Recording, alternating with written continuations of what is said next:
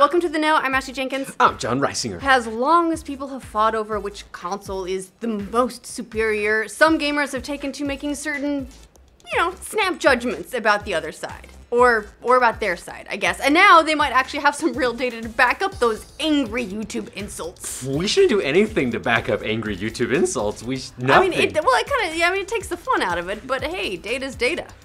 Yes. Okay, so some leaked internal documents from Microsoft dropped over the weekend, giving us a glimpse into who the typical Xbox user is. Well, who Microsoft thinks the typical Xbox user is. And well, from the sound of it, he's not an Xbox bro or some kind of kid obsessed with Minecraft. What? Does he love Cheetos, Mountain Dew? Thinks Master Chief pretty cool guy? Yeah? These are bad. Yeah. So tell me one of these stereotypes does really have to be, right? At the very least, the Cheetos, because Cheetos are delicious. Jokes aside, though, the documents actually give an interesting glimpse into how Microsoft views you, their user, and how that might inform the priorities of their platform, like what the features they're going to make first, the kinds of games they want to prioritize, that stuff. The damage they're going to do to their user interface experience. Yes, that too. These documents come from Windows Central, who reportedly got their hands on them after Microsoft sent them out to a variety of Xbox partners. The idea of the documents is to provide some internal research to the partners so they have a better idea of who they're working with on Xbox Live. According to Windows Central, the documents are based off of survey responses from 2,000 Xbox gamers. So when you're talking about millions and millions on the platform, not a huge percentage overall, but it is thousands of people, which should give some glimpse. And they show some pretty interesting stats about the traits of those Xbox Live users. So yeah, in spite of the lack of sample size, it's big enough for one of the world's largest companies to use it for guidance. So that's saying something. And the big surprise is that the typical Xbox bro, well, he's not really much of a bro at all. The data says that in terms of gender, Xbox Live users split to around 58% male and 42% female. I, however, have at least 2 gamer tags, so I count as at least 2 people. You're messing with the system. That overall, though, actually falls pretty surprisingly similarly in line with statistics from the ESA, or the Entertainment Software Association, whose Essential Facts for 2016 claimed that gamers split around 59% male and 41% female. And that survey was based on information from more than 4,000 households, so again, not crazy huge sample sizes, but seeing some similarities in both. But how old are the typical Xbots? That one might surprise you a little as well. Judging by the numbers in the survey, most Xbox Live users are in the 25 to 34-year-old bracket, with the next biggest bracket reserved for 35 to 44-year-olds. What, really? Like not like 18 to 24? Nope, following that is the 18 to 24 age segment, followed fairly close by the 45 to 54. So only 10% of users, according to the study, are ages 13 to 17. And or only 10% of the users, according to the study, are not lying and trying to pretend they're older in order to access all the adult features. There are adult features on Xbox? Yeah, here's the secret. You turn 18 and suddenly every button becomes a boob. What if you don't want boobs? Well, then it becomes a dick. Good. Some other demographic surprises, for some at least, might be the household makeup of Xbox Live gamers. The internal documents state that 45% of Xbox Live users are married and live with a spouse, and 11% live with an unmarried partner. Meanwhile, 23% live with their parents, and 10% live all alone. Why do you say it like that? I live all alone. and you're so sad. I have Bella, shut up.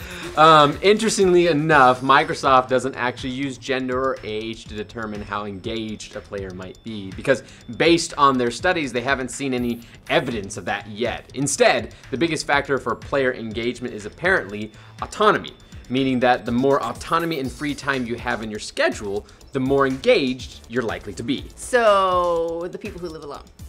Yes, it's not a bad thing. I like living alone. The lonely Johnson. Stop poking my loneliness. To that end, Microsoft says in the documents that young adults and teens actually have the most autonomy, so the not Johns, while families with young kids have the least. So Eddie and Brian can confirm this. What's also interesting about Microsoft's research is how it breaks down the gaming population into how they engage with Xbox Live. The 3 biggest segments are those who use the platform for socializing, exploring, exploring, and achievements. Where's the Netflix segment? So the socializing segment actually makes up around 53% of the platform's users, and they're all about connecting with their friends or other players in multiplayer games. They tend to log about 17 hours per week and have 4 times the friends of the average user. Meanwhile, the exploring segment, these are just sounding like guilds in this thing, they make up just under 50% of all gamers on Xbox Live, and they tend to have some of the highest value for Microsoft because they play upwards of 15 different games per year. Ah, the whales. What? Yeah, you know the whales, like the every company, this is like Oh, a microtransaction okay. thing, right? It's the ones where it's a small segment of users that makes the most amount of money for a company. Lastly, there's the achievement segment, which is 31% of all users with a gamer score of twice the average user. So in addition to all those data points, Microsoft has also got some other research in the documents that's pulled from around 8,000 users, from whom they've derived 12 core gamer personalities based on game preferences and traits. Yeah, those range from the experts, who love exploratory sci-fi RPG games, to contenders and puzzlers. And the biggest of all these on Xbox Live is the thinker and the soloist, each of which consists of about 14% of the Xbox Live population, and all of these are characters from Clue. Not shown, the Dragon Lovers, because sad. What do they do? Not play Scalebound. So all these statistics are a little bit stereotype busting for some people. In the end, the typical Xbox gamer is married, loves thinking games, makes around $75,000 per year, and is probably in his or her 30s. Of course, this is all based on limited sample sizes, and all data can be fudged just a little bit with these kinds of things. But it's definitely interesting to note that gamers continue to grow up. Every time we see a survey like this, the findings tend to lean in the same direction. Yes, the ESA, for instance, now says that the average gamer is 35 years old, which is up from a couple years ago where they were saying it was 27. And last year, Quantic Foundry released a report about the motivation and makeup of gamers, where they found that it's not a gamer's gender that determines whether or not they're more competitive, it's whether or not they have a Bella. Oh, and also their age. Yeah.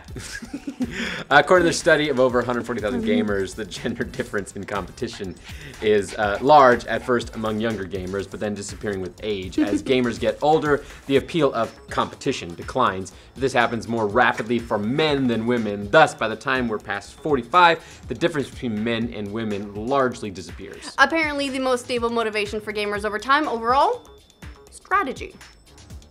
Yeah, okay.